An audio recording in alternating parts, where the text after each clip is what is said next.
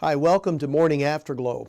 Last Sunday morning, we took a look at Ephesians chapter 2, verses 11 and 12. And Paul is writing in these passages and continuing in those after these two scriptures about how wonderful it is to be saved.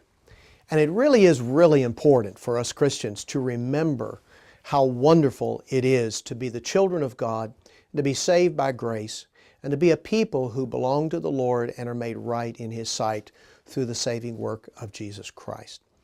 And He helps us with that in verses 11 and 12 by reminding us of how bad it was when we were lost, that He might establish how wonderful it is that we are now saved.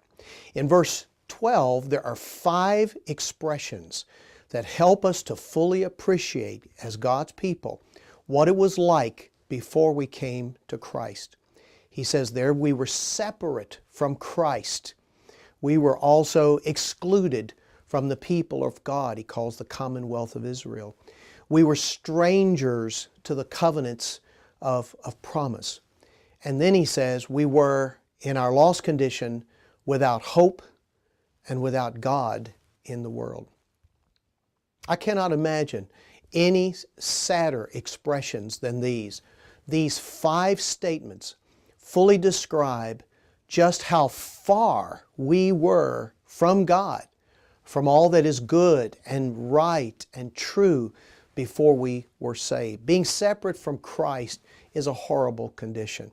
To be excluded outside of the group called God's people, or to be strangers to the covenants of redemption, which give the promise of salvation. To ultimately be without hope, to be without God in this world.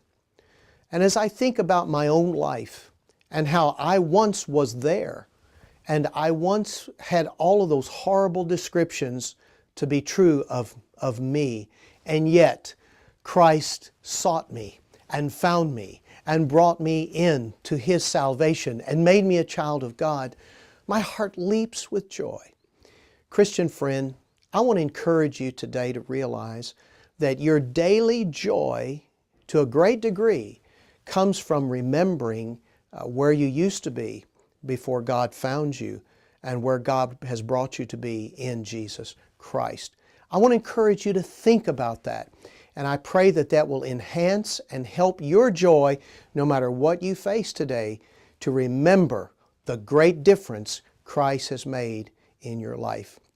If you want to hear the whole sermon, go to fbcfenton.net and you can access the entire sermon there. It's been good to be together. I wish you a joyful week as you recall God's blessings for you in Christ.